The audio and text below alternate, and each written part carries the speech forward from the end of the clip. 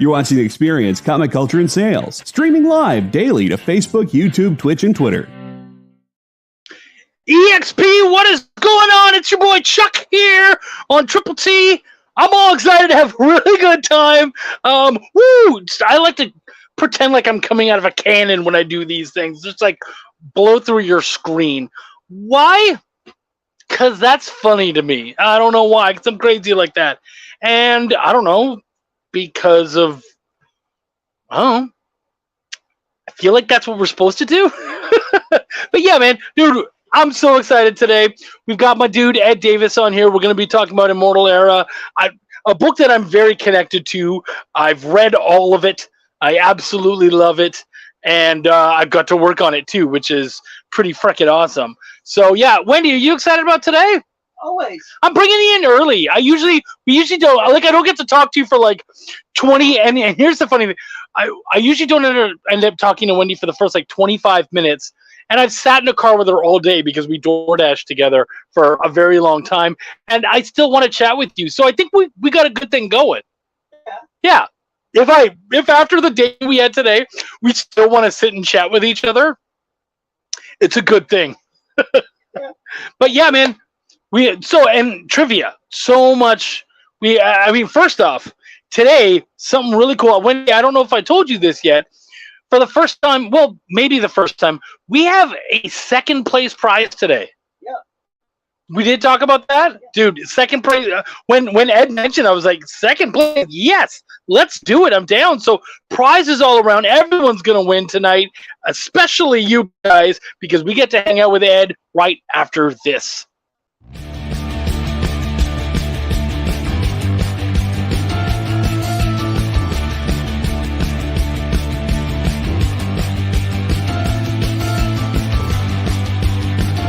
You make this rather snappy, won't you? I have some very heavy thinking to do before 10 o'clock.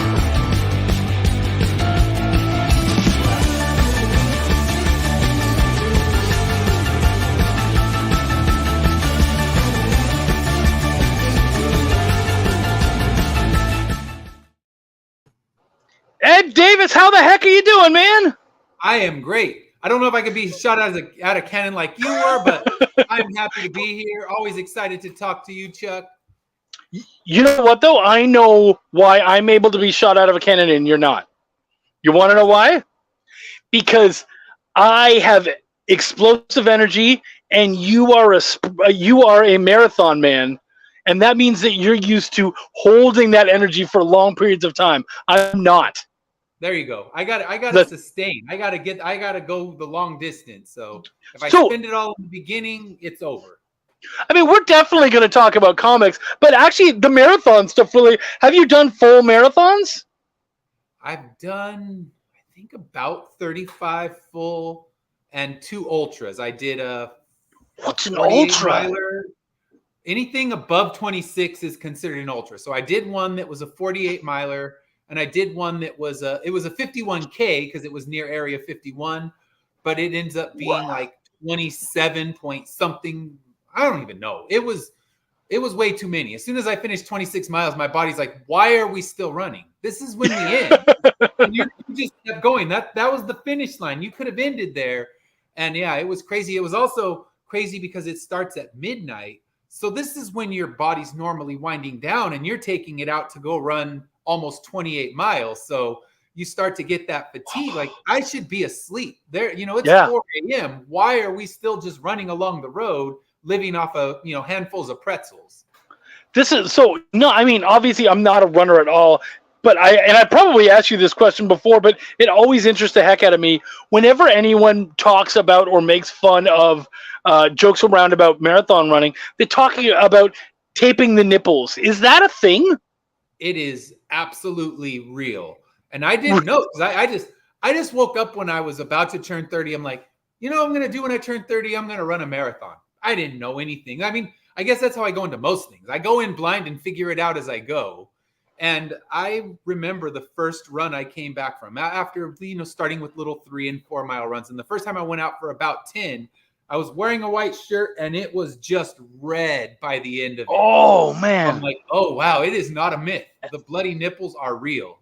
Oh, is that...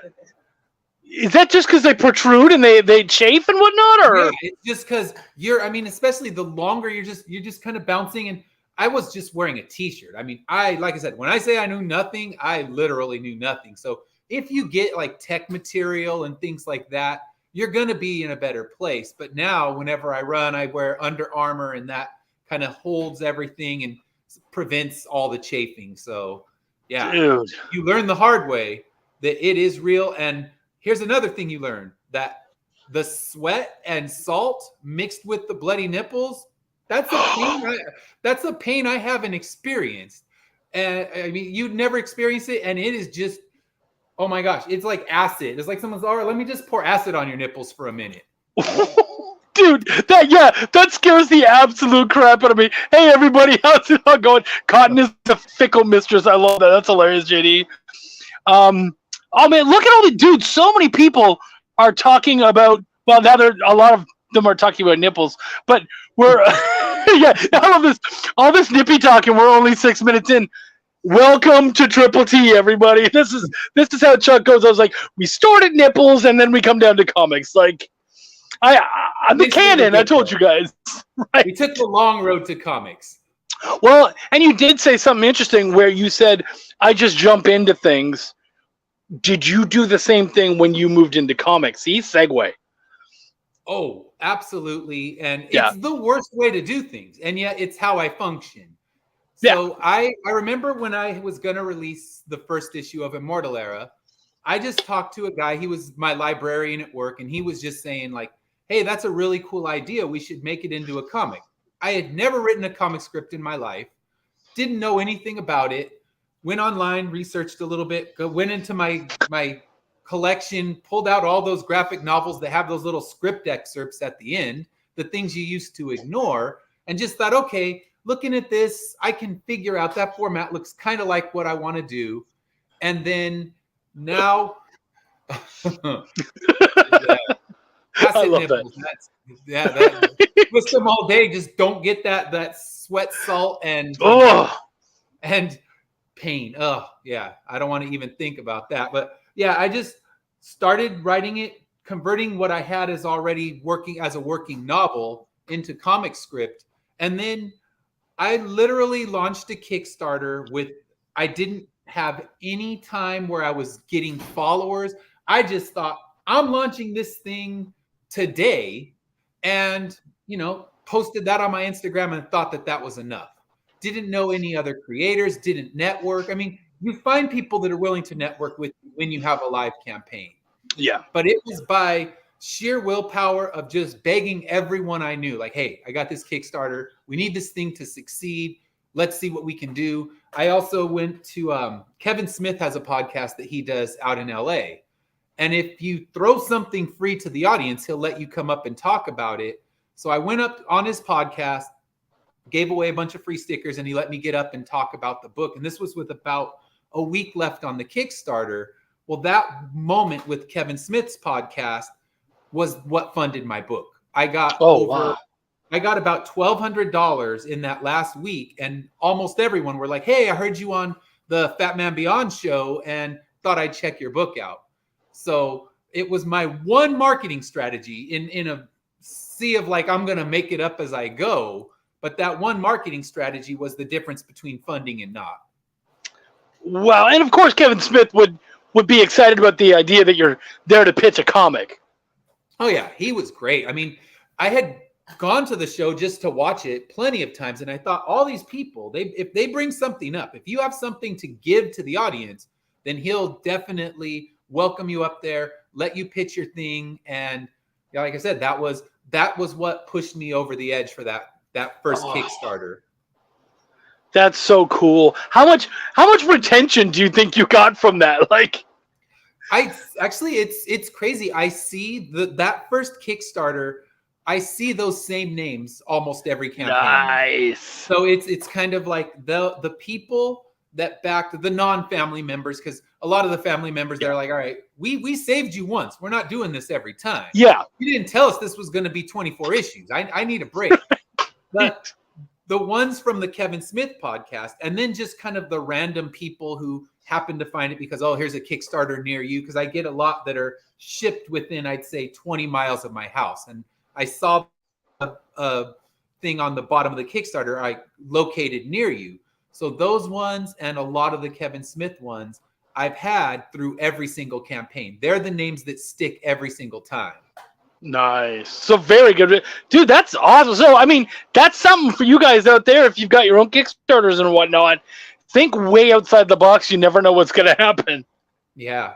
So we've been talking around the elephant in the room. We started at nipples. We got into awesome onto like the idea that you make a comic and you know how you started at it, but we haven't spoken about the comic. Can you please tell everyone here the awesome book that we work on, Immortal Era?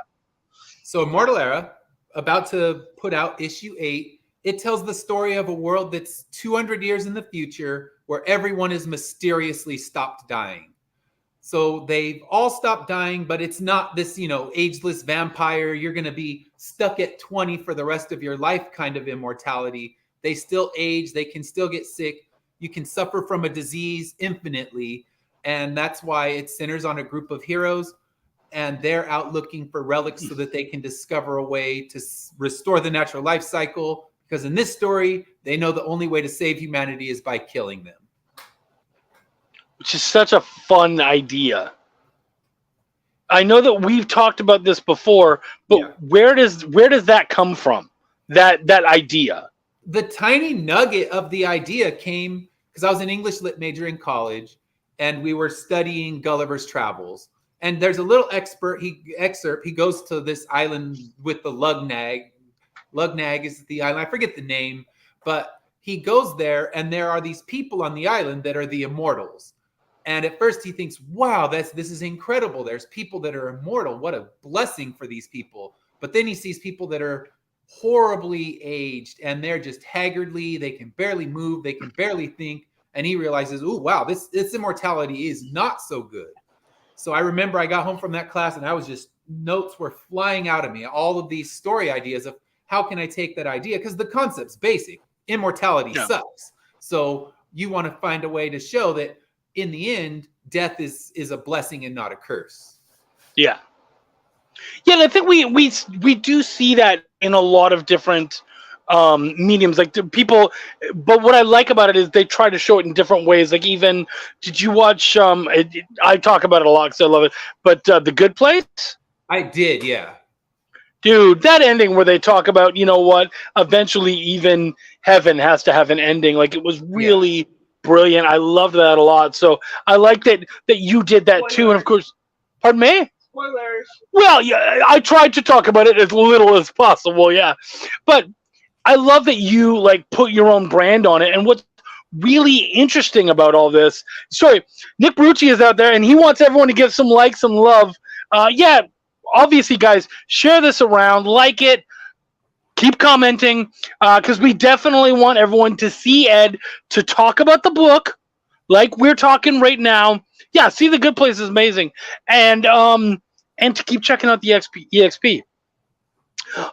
Yeah, man, like I love your take on it because as much as it feels like a Mad Max, Fallout, science-y kind of thing, it's actually really relegated in a very mystical place. Where did that come from? The idea of it actually kind of having a magical idea to it. I think all along when I was doing this, I thought immortality, you get a lot of science fiction explanations and things like you were saying, but I thought, what if it's all rooted in mysticism? What if there is a mystical way to bring it in? And that, I always love things with deep mythology. I read the Lord of the Rings trilogy over and over as a kid, and I always thought I would love to write just what ends up becoming an epic hero's quest, where even though in the first issue, if you read it, you're not going to imagine that it's going to turn into a hero's quest. But I kind of, in issue 2, decide I'm going to give a complete 180 and throw all of the magic and mysticism into it and let it be something where I can reveal pieces of the mythology as the series goes on. Dude, I love that idea. And as you talk about the hero's journey, why don't you tell us a little bit about some of these awesome heroes we get to watch throughout the series? So the main character, the one that when it was originally going to be written as a novel, it was going to be a first-person novel from Ari's point of view. And she is the main hero of the story in the beginning. We see the story through her eyes. And like most of the children around her, she was put, and there she is, she was abandoned into this subway system. This is where the have-nots of this world are all forced to live. So she was abandoned down there and rescued by a character only known as Father. And he has made it his life's mission to save these children that are just dumped down there. Because if a parent is caught pregnant in this world where they highly regulate how many births are allowed in any given year, if you're caught pregnant, you find, I think it's finally in issue 9, we see what do they do to those people who are pregnant in this world without legally born children. And it's brutal. It's one of those things where some people, when they read issue 3, they go, oh, that was gut wrenching, because you see what happens to some of the children born illegally, the ones where the parents can actually get through childbirth. We see what happens to them. And then when we move into issue 9, we see what happens to those pregnant mothers that they actually catch. So Father, boy, I almost spoiled some stuff right there. Father has made it his mission to save these children that are just dumped into the subway, where cannibals will quickly try to take anything that's left. Because down in this world, as you would imagine, in a world where 200 years of immortality have occurred, natural resources are scarce. So it becomes, I will survive on whatever I can find out there. Yeah. So, dude, now you and I, we've worked on several of these. I was able to come on and help edit with it. I've had a blast on this series, even just being able to read them all and everything. What issue are we on now? The one I just said, issue 11. Yes. And then but we're kickstarting 9 right now, or 8? Kickstarting 8. So yeah, that's why my brain almost spoiled a whole bunch of stuff from issue 9, because I'm in all these different places with the book. I'm currently writing issue 12. I'm working on all the notes for what will end up being the 3rd story arc, because issue 12, I ended issue 6. It was a big ending where I figure, okay, people can feel a little bit of closure to some of the story. But if you're sticking around to issue 12, I'm going to cliffhang you like a TV show would. And that I tell people, issue 12 is where I blow up the world. And you'll find out what I mean when we get there. And that's currently what I'm writing. All the notes for this whole story arc were done. And most of the notes for the story arc of what will become the 3rd story arc are done. And then the 4th story arc is still pretty rough notes, but the ending is also finished. So it's one of those things where my brain moves in 1,000 different places when you talk about the book. And people come up to my table at a con. If they talk to me long enough, I will inevitably spoil something. Sometimes a huge something, sometimes a smaller one. Right. We're still aiming for 24, right? We are still aiming for 24. Is there any thought of spin-offs or anything like that? There are, because when I did a story for the Tales from the Collective, they had asked for an original story. Travis wanted something new, because originally when he asked me, I just thought, okay, I'm going to throw together like a little greatest hits package, and here's your hook to the series. And he's like, no, well, we thought you'd write a new story. And I wrote one about what happened when the Immortal Era began in Japan. And it got me really thinking, what's going on in the rest of the world? We see this small location. It's, the upper surface, the underground. Eventually the world expands. In issue 9, we get our first story set almost completely out of the city that we've been in. But I thought, what's going on in Japan? What's going on in Russia? So I've been doing a lot of research of death mythologies in all of these other cultures. Dude. And I want to write stories that focus on the death mythologies, and then everybody becomes immortal. So the first one I did was set in Japan. It has a Shinigami in it.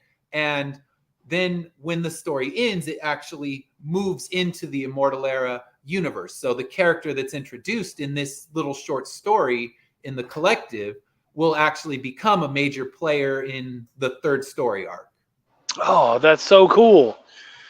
So I only have to wait, like, what, 2 more issues after the one that I'm currently editing to be able to see that character? Yeah, you'll actually be able to see where it goes. You'll know before you pretty much. My wife reads them first, then I send them to you because she'll say, okay, work on this, work on that. Because she was my editor originally, and at her car accident, it for her difficulty sitting and reading a computer screen for too long. So she always gets the first read, and I'm like, okay, what will Chuck kill me for if I leave it in there? What do I need to get rid of before I send it off? And then she goes through, she gives me the notes, and then it goes off to you. So you'll be the third one to know what is actually going to happen with some of these more major story beats. Yeah, like when I get it, it's pretty polished, which is nice, because a lot of times I'm getting it like rough as heck, and it's like, okay, we got a lot of work to do. So from you, it's nice to be like, okay, how does this look? And I'm like, okay, it's pretty good. Let's tweak this, and that, and work on that, and let's play with our turn pages and stuff like that. So no, dude, I think, and it's fun because I almost get to enjoy a finished product right there and then. Yeah, and see, that's what our goal is. And when she was editing, it's not that I got rid of her because I didn't think she was doing a good job editing the book. It's because she was incapable of actually doing the work for editing. And it was, for her, I can print the pages out. I can print the rough pages, and she can still read that first draft. Although by the time even she gets it, I've probably edited it myself about 17 or 18 times, because every time I go to write more, I start at the beginning, I re-edit everything. So even by the time she gets it, it's 4 or 5 drafts in. But like I tell her, writers love their own words. So she needs to kind of take me down to earth a few times. Like, she's like, that joke just doesn't hit. Sorry. I'm like, no, I laughed. She's like, you might, no one else is going to. So she's not just, a nodding little yes woman. Like, oh, you're so good. You're my husband. You're the greatest. Like, no, that sucks. Got to get rid of it. So I had the same thing with Belial, where my wife and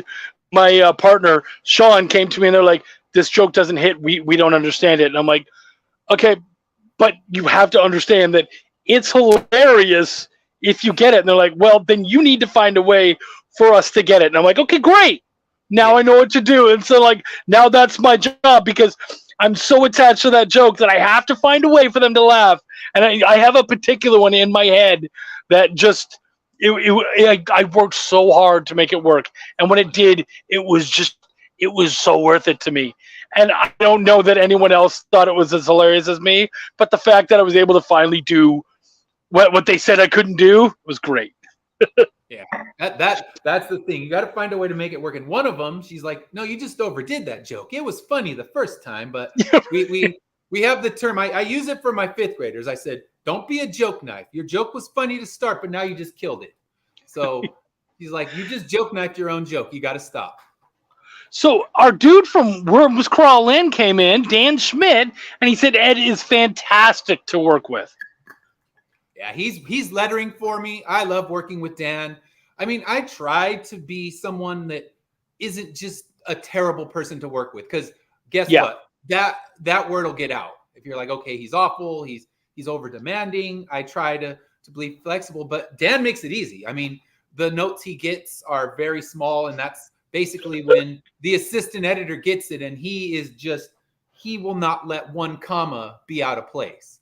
So I get it to him, and he makes sure that it is crisp and clean, because I don't want to fall into that stigma of, here's the indie comic and it's sloppy, it's poorly written, it's bad grammar, it's bad punctuation. That was something, even when I knew nothing, I knew I want a product that can sit next to a Marvel book, sit next to a DC book, and if anything, they're going to be embarrassed, not me. Dude, that's all. And I love this because I love Dan. I think he's a great dude, and we sadly haven't been able. we were going to possibly work on something together, but I was just in a really rough time, and I'm like, dude, I can't do it. I wouldn't give you my best. And he was very cool about it. He was like, well, cool, thank you. I appreciate your honesty. And now I find out we have been working together, and I had no idea. Yeah, you've been on the same team. That's freaking awesome. Glad to have you on the team there, Dan. That's sweet.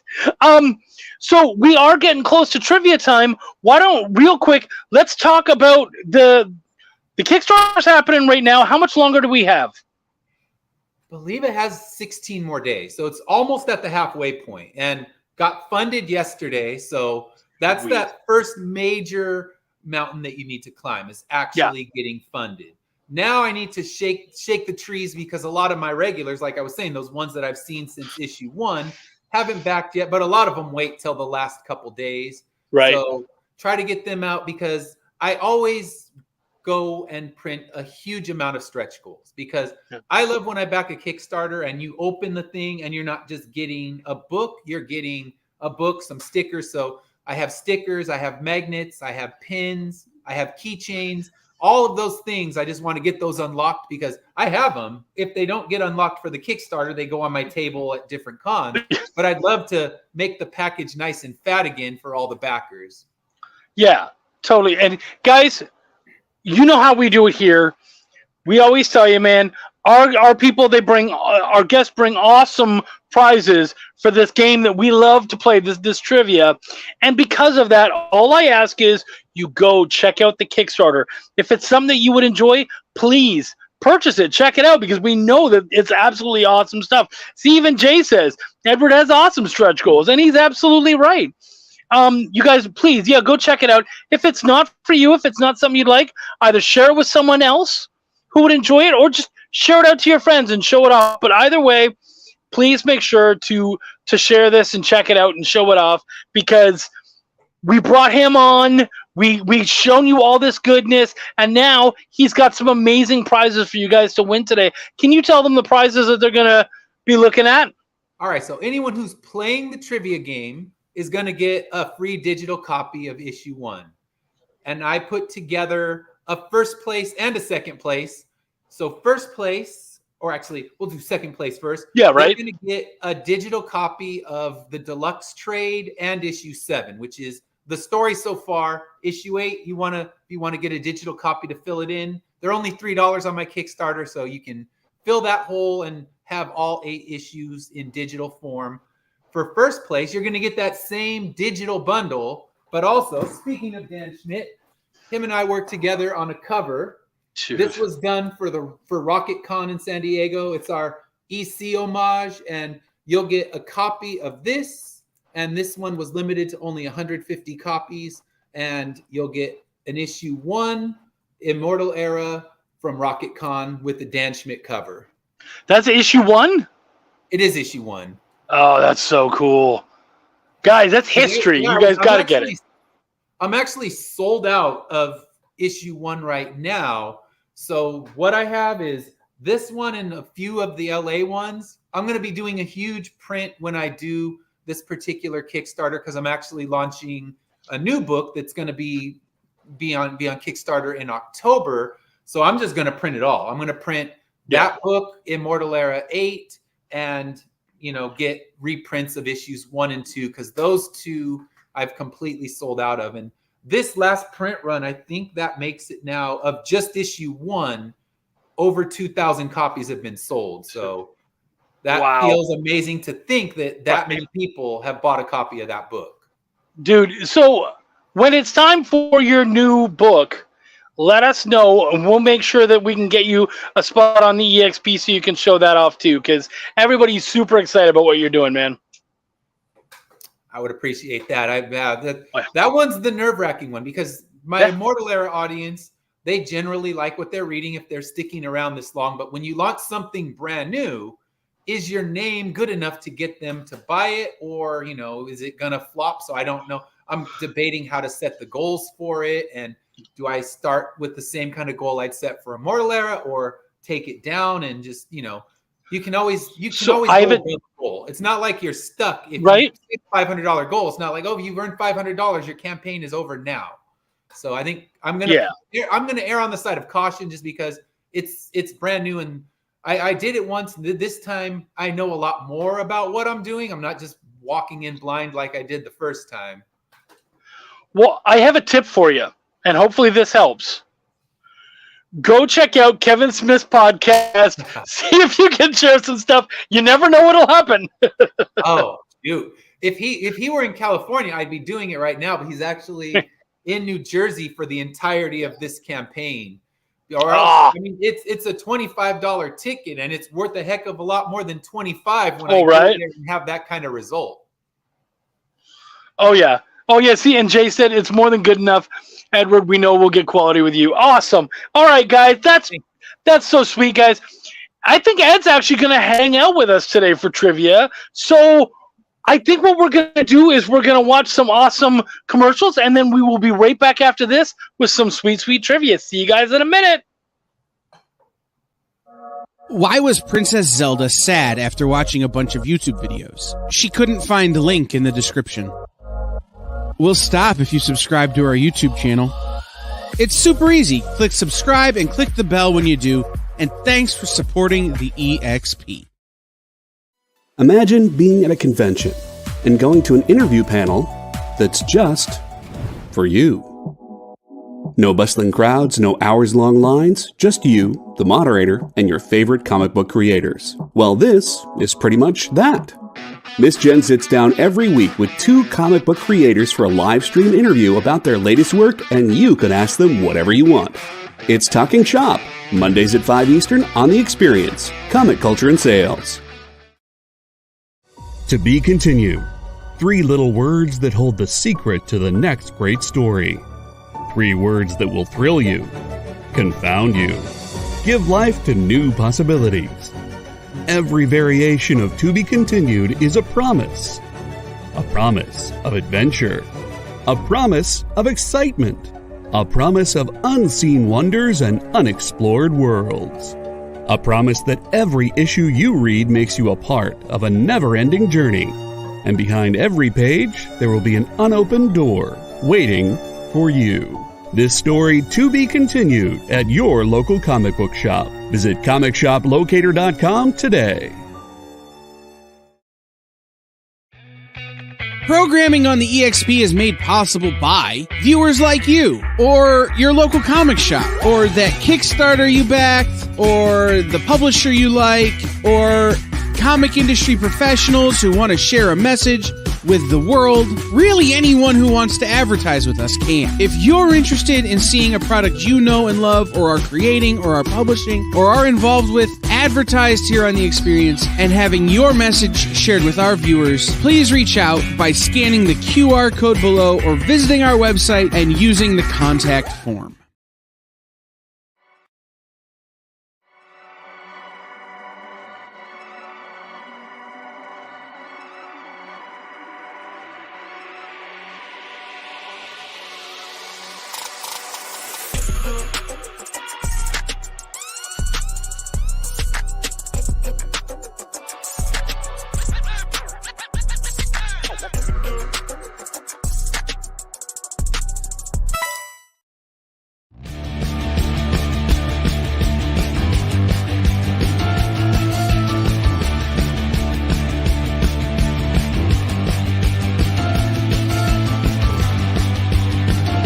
You make this rather snappy, won't you? I have some very heavy thinking to do before 10 o'clock.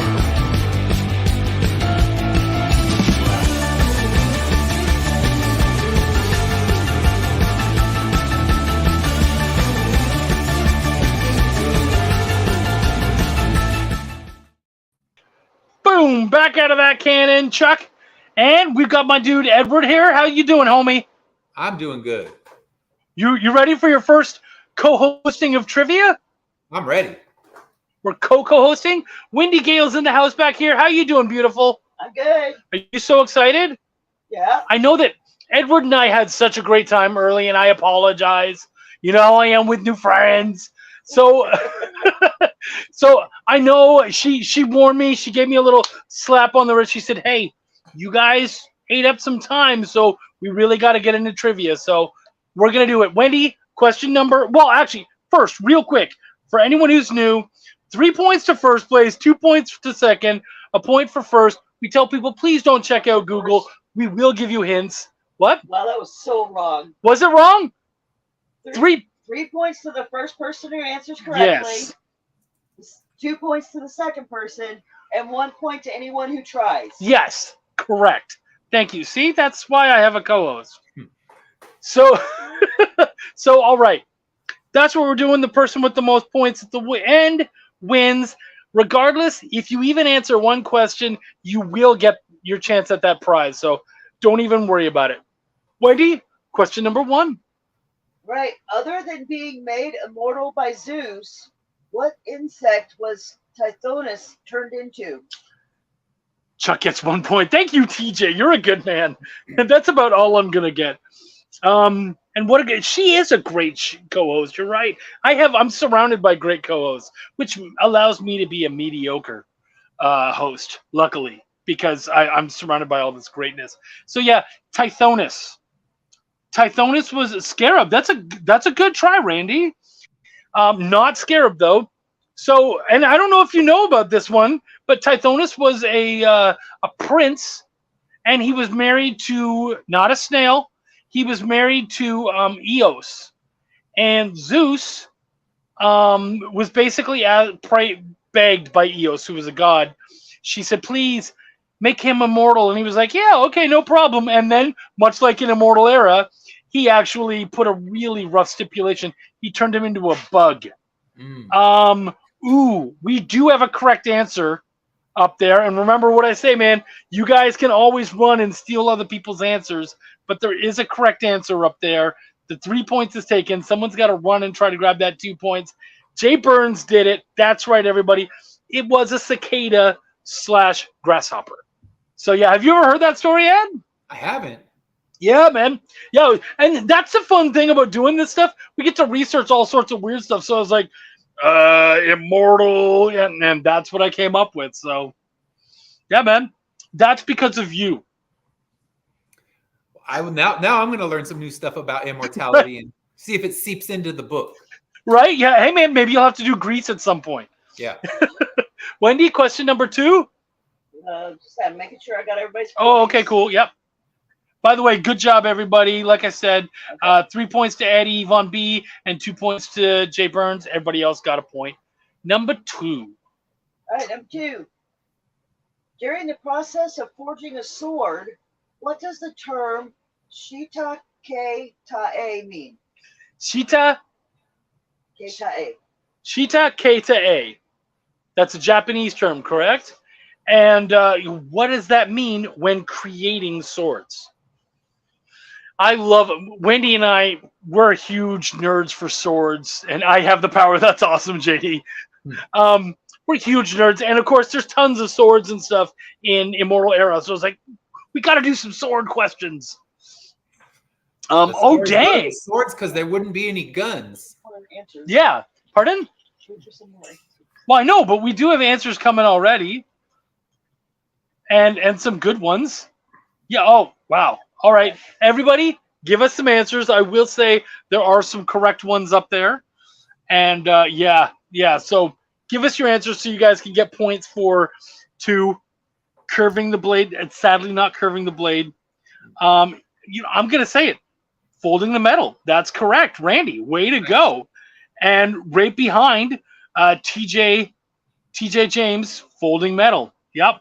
That's absolutely right. And dude, thank you, Highlander movie. Oh, was that in the Highlander? Dude, that's hilarious. I bet you didn't know that one either. You're getting. I would get no points. I would get the points and just get a digital copy of my own book. Well, that's why it's nice to watch the people who know what they're doing and then be like, see, Rayla hopped in real quick, said folding metal, and now she's gonna win at least that issue 1. Good for you, hon. Well done. All right, we got a question number 3 here. Yes. Excellent. What motorcycle rally held in South Dakota every year just wrapped up last week?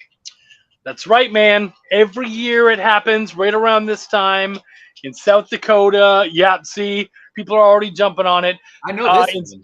You do know this one? Yeah. Have you ever done it? I haven't. My dad did it at one time, so. Are you a motorcycle guy? Not really. He was. So I grew up around motorcycles. I don't know. I think I'm a coward kind of guy who doesn't want to fall off things. Oh, 100%. Actually, so because I love water, I'll do like a wave runner, a jet ski. I love those. But yeah, motorbikes, no. But you know what? You guys know what you're talking about because so many of you said it. Sturgis. That's right. Randy was in first with Sturgis. JD right behind. So Randy gets the 3 points. JD gets the 2. Guys, you're fighting for it, and I love it. Everyone, Sturgis. Tent City. That's great, TJ. I love it. Well, and as we say, remember, guys, make us laugh. Drop a really funny one, and I've been known to throw out extra points. So good job. And yeah, I'm not a biker guy either, but I love the look of them and everything. So it's fun to see. Wendy, question 4. Is that where we're at? Oh no, she's still trying to make sure she gets everybody. But yeah, I like the. Do you have a favorite bike? For Ed? me, Yeah. I don't. I mean, I am You don't know not well versed. My dad had a Harley when I was a kid. I guess that's the only thing you really ride to Sturgis. Well, you can do other things too. So like I love the old like Indian and Triumph bikes. Like they just got a real old look to them, and I love that. Yeah, I remember. era. I remember liking, kind of seeing all the different stuff because he had friends that had all those different ones, and yeah, those old Indians just that cool vintage look is really amazing. Absolutely. All right, Wendy, are we on question 4? Yeah. Let's do it. All right. From the original Terminator movie, what model was the Terminator? Just nothing Japanese. I have heard that before, JD. That's hilarious. Yeah, what model was the original Terminator? Always enjoyed Harley for boys. Thanks, Terminator. Oh, see, that ran very well into Terminator. Those questions. Good job, Sean. And boy, do we have some great questions happening. Oh, Chuck, speaking of Volume 1 PDFs, I never received the one from... Yeah, we're still working on that, Rayla, but we will make sure everybody gets their stuff. It's been a year, this last week has. But, yeah, we'll make sure everybody gets their stuff. Thanks for letting me know. And, guys, if something doesn't show up or whatnot, feel free to hit me up. We're always glad to do it. Yeah, guys, T800 is the correct answer. Model 101. I love that. T800, and who got those? JD was first. JD and then Randy. Jay. Oh no, not Randy. Jay. Oh, that's right. Yeah, okay. JD gets the 3 points. Jay gets the 2, and then everybody else gets 100. That's right. T800. Okay. I love that. Ed is right. Model 101. Oh, you wait one too, dude. TJ, that's great. How is Model 101 the right answer? I think because he wants to be right, which I understand. Wendy? Yes. Next question. Next question. Let's do 5? Yeah. Okay, let's do it. All right.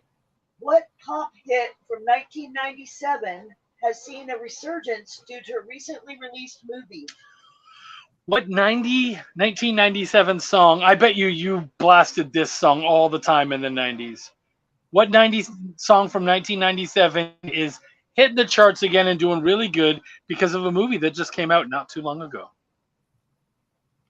See, now I'm trying to think. I'm trying to kind of go back to 1997, but I was so anti-mainstream rock in 1997 that I wasn't listening to anything marginally radio friendly.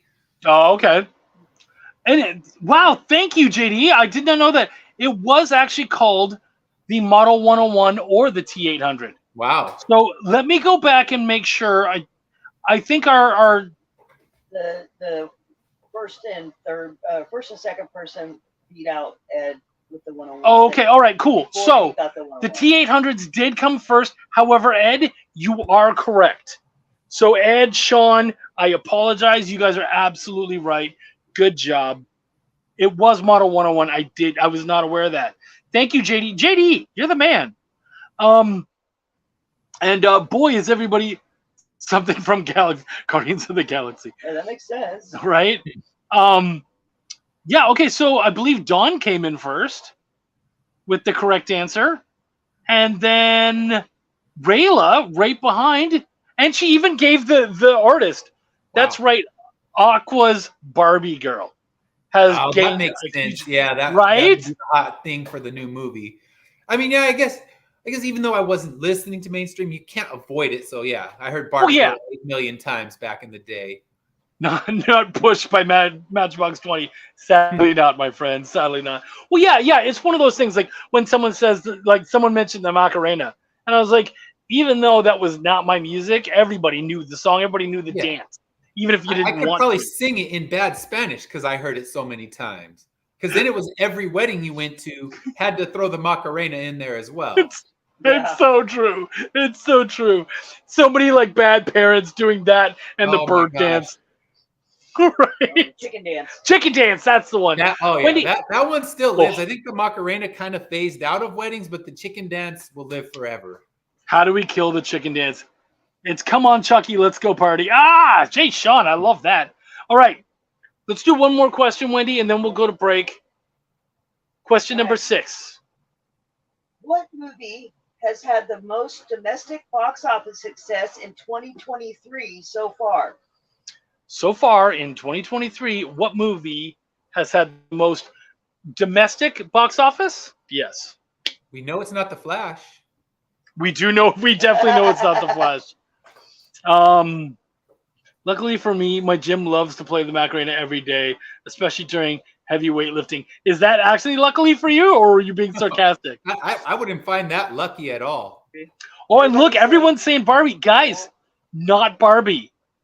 I think Barbie's too new to have that top box office. Right. Well, but it's doing actually. Isn't Barbie like number 5 so far this year, Wendy? Yeah, I mean it's making a lot, but I think if it had come out earlier, it might have been the top. Yeah. It's just it hasn't had as much time as whatever the real number 1 was. Right. It could, but at some point. I know point. Not Indiana Jones, and I know not The Flash, because those are the ones you just hear nearly killed their studios. Right. I love it, JD. It's hell, Chuck. It's hell. I believe it. I could not do that. That crap is why earbuds were made. Yeah, that's when you bring some noise cancelers. Pretend you're on an airplane. We have a first and a second. We do have a first and second. Yes. Was Sean Butler our first? Yes. Okay, so Sean. And then Eddie. And then Eddie right behind. So the Model 101 boys came back and they said Super Mario Brothers. Yeah. Which I have not. Have you seen Super Mario Brothers yet? I have, yeah. Both my kids really wanted to see that one, so that was one of those first weekend ones for us. My kids are all older now, but yeah, I really wanted to see that. I've been around since the original Nintendo, so yeah. Oh yeah, absolutely. Same. I owned it when I had the NES system, and yeah, it kind of hits all the right nostalgia buttons. It's not high art, but it did what it needed to do, and that's why it's number 1. Right. Like it doesn't need to be, a big art film that makes you think deep. It's like, nope, just show me deep cuts from Mario and I'm happy. They did it, and look what happened. Absolutely. Yeah. All right, guys, we're going to be right back with the other 3 questions and my colonoscopy in 3D. All right, give TJ an extra point. That was funny crap right there. That was hilarious. All right, guys, we will be right back after this with some awesome prizes. Join the party. Head over to our link tree to find all the links for everywhere the experience is all the time.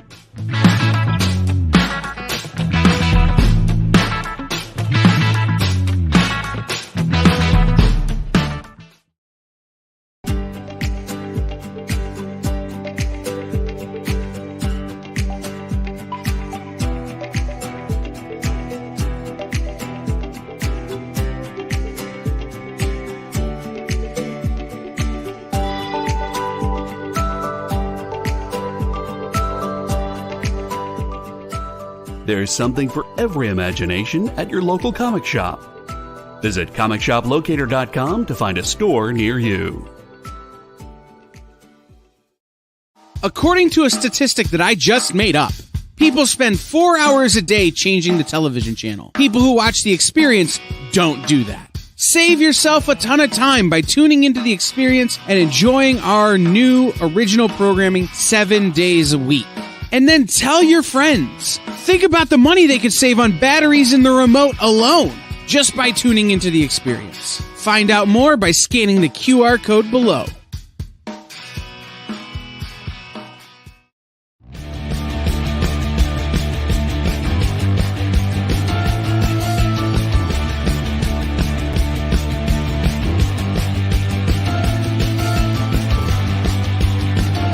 You make this rather snappy, won't you? I have some very heavy thinking to do before 10 o'clock.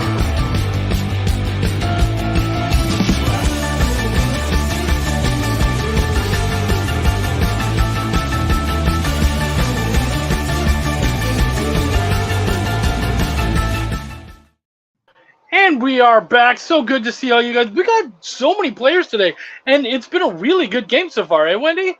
Oh yeah, it's really close. No, it's incredibly close. Wendy during the commercials loves to check the points and kind of get herself caught up so it's not so difficult. Ed, can you tell us what we're playing for again? Because I know everybody's super excited.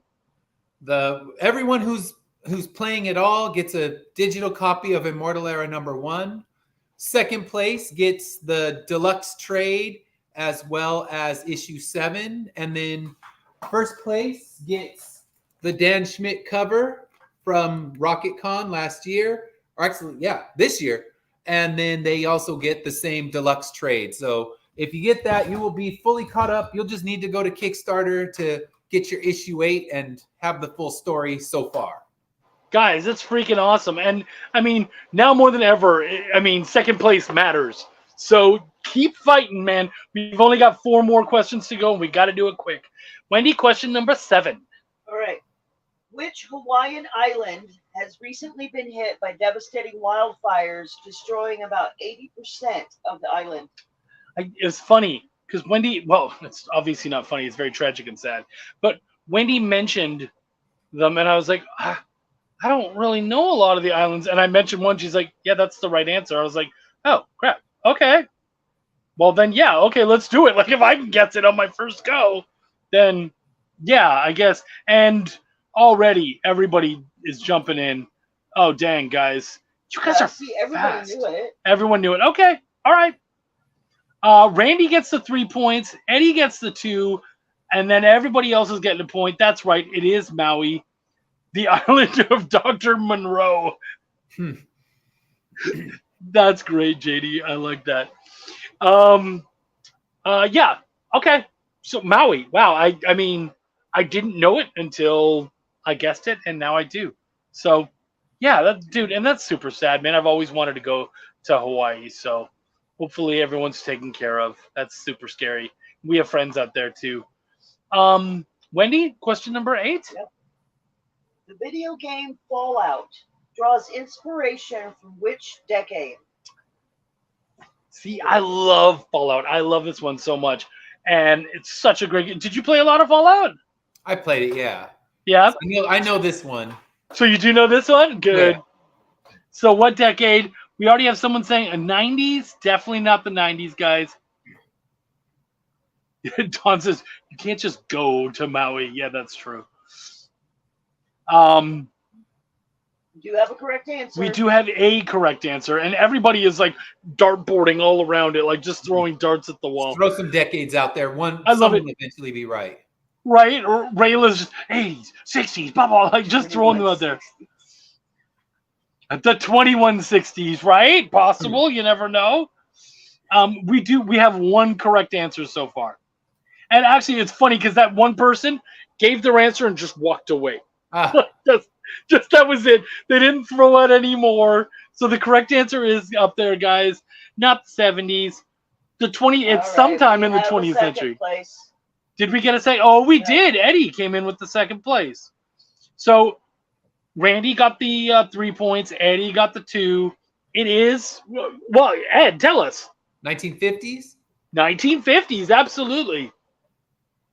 Yep, they even in, let's see, Rayla came in with the 50s eventually. Good.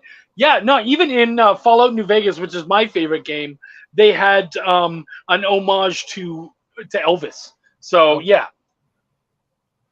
When do we go? Question 9? Yeah. Let's do it. All right, what popular 2010 comic book movie has just been made into an anime Netflix show? They dropped the season 1 teaser trailer today. I haven't seen it yet. I want to. And I'll tell you guys, here's a little hint on this one if you don't know it. It's based on my hometown. My home city. So maybe that helps you a little bit. I don't know how well you know your Chucky trivia. Fallout 4 was so good, and I haven't played 76, but I wasn't really interested. Not Watchmen. We do have a correct answer already, though. So, and they won't know because there's going to be tons of answers up there by the time they look. But okay, yeah. Now we got it happening. Rayla came in for her 3-pointer. Scott Pilgrim is based on Toronto, my hometown. So yeah, Scott Pilgrim Animated of that. Yeah, well, I mean, it makes sense, right? Like it was very much an anime on its own, or manga. So yeah. Mm-hmm. Yep. No, and you know what, Sean? Remember, as long as you answer something, you get a point. So you can just say anything. Yeah, the Toxic Avenger answer was a good one. I think a lot of people really want that one. And we're gonna do one last question, right? Great. Question 10. Let's do it, Wendell. Right. What post-apocalyptic comic book that was made into a TV show has been described as Mad Max meets Bambi? Mad Max meets Bambi. What do you know this one, Ed? I don't. I'm trying to think. No, I haven't watched. What'd you say? JD said Walking Dead. Oh yeah. No, not The Walking Dead. Not The Last of Us. Love The Last of Us, obviously. And it wasn't a comic book. Wow, guys, we're not getting it, dude. This is a Netflix show, right? It's a Netflix show, and yeah, okay. It's a Netflix show, which I've enjoyed the show very much. Now everyone's jumping on it. Okay, now we got some answers happening. So yeah, some correct answers, anyways. Yeah, that is correct. Eddie Von B got it, and then Sean Butler right behind. Sweet Tooth, my friends. Jeff Lemire's Sweet Tooth. I haven't read the comic yet. I really want to, but I want to wait now because I'm enjoying the show so much. I'd rather see what the show does. Either, so I haven't done either medium. How old are your kids? 13 and 17. Oh, dude, perfect ages. Okay. Check out Sweet Tooth because the comic is very dark, I've been told, but this is a much more kind of it's really calmed down a little bit. Very post-apocalyptic, but absolutely amazing. I adored it. I just thought it was so well done. Not super like kiddie. So definitely like adults can enjoy it, but still like tame enough that you're not going to scare the kiddos. So yeah, no. That's a great one to watch with the kids. Seasons 1 and 2 are out, and they're working on the final season, season 3. It's going to be a one and done, all finished in 3 seasons. Nice. Yeah. But yeah, I wholly push that one. It's so good. Such a great story. And hey, as another post-apocalyptic guy, I think you'll dig it. Oh yeah. Yeah. I'm always down for that genre. Right. Do you have a favorite genre? I think I mean I'm always such a huge horror fan, so horror is my favorite genre, and I'm still trying to write that great horror story, but it's like it's got to feel right because someone's like, "Oh, you got to write horror." It's like, you try to write horror then, because I don't have the right story yet. You know what's funny is that I'm not a horror guy, but the first thing I ever wrote was horror, and that's because someone said, "Write what scares the crap out of you," and I was like, "Oh, okay." I'm afraid of, as a Canadian, being trapped under ice. Okay. Because you drown, but the thing is that you're literally like 12 inches from air, and open water and ice from inside the water look the exact same. So you can't tell the difference. You actually have to feel around. So scary. That idea frightens the crap out of me. So that's what I took. So just take something that really scares you and let that be the nail in the coffin of what you turn into your big horror epic.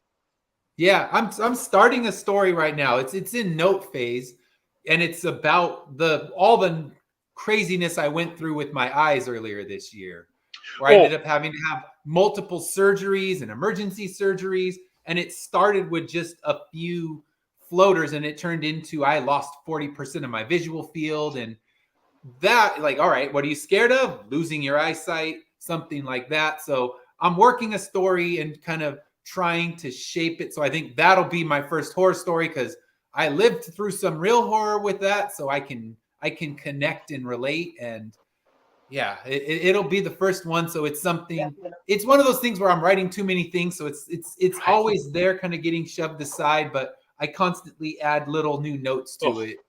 Dude, I feel you. Oh, and that eye thing totally gets me. All right, so we do have a winner. Everybody, real quick, go check out the Kickstarter, share it around. Register for the prizes. Register for the prizes. Make sure you guys do, because everyone who played today wins. And you know what you won. Wendy, let's first, who is our second place prize winner? 1 point separated first and second Are place. you serious? 1 point. I love when this happens. So who is our second place winner today? Our second place winner today is Eddie Von B. Eddie Von B, my boy! That's awesome, Edward. Dude, you win that absolutely awesome prize pack. Basically, issues 1 through 7, right? No. 1 through 7. Trade plus number 7. Yeah. Well, 1 through 6 plus 7. So issues 1 through 7. The trade has 1 through 6, but it also has. I gave the deluxe trade instead of the standard, so you get the bonus cover gallery and the script to final section. So you get all the little extras that come if you had bought the deluxe hardcover. So I figured, why not give them the better of the 2 digital ones? I love that.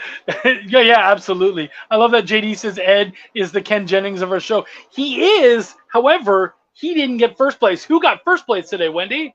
First place today goes to Randy. Randy, dude, you killed it. Randy Burka, I think this is like his first or second time on the show. I think he watched it last week. But Randy, you're a big winner. You get that absolutely awesome issue 1, plus you get everything else, all the other stuff. So guys, definitely, as soon as you guys get your issue 1s or your prizes, check them out. Enjoy the heck out of them. Please jump on the Kickstarter and tell our man Ed Davis here that we sent you. All right, Ed, you want to say goodbye to everybody? Thanks for letting me hang out. It was great. I enjoyed the trivia. I would have failed. I wouldn't have won my own prize. And please check out the story. I got a long way to go, and people like you that are watching this show are the reason that I can keep creating this comic series. So check it out, please, and see if anything catches your eye. That's awesome. Absolutely, man. And from me to you guys, it is an absolutely amazing series. Not just because I got to work on it, because I loved it before I even worked on it. So everybody, go check that out. From everyone here at the EXP, my man Ed Davis, my dear lovely co-host Wendy, I am Chuck. We have had an absolutely awesome show. Thank you so much. We will see you next week on Triple T. Do you remember what it was like when you were a little kid and you got a letter in the mail? Now imagine that letter was filled with information about your favorite shows, pop culture questions, links to things you're going to want to see later, and even sneak peeks at upcoming programming here on The Experience. That's what the EXP mailing list is. Every week, we send you sneak peeks, information, and all of the relevant links for all of the shows you want to see. Sign up now on our website or scan the QR code that's on your screen right now.